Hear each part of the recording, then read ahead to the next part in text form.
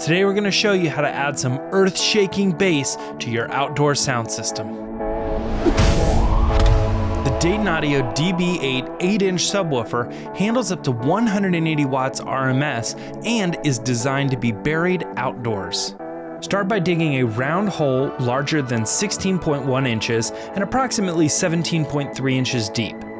If you choose to add some sand to the bottom, which is recommended, consider digging about 2 inches deeper.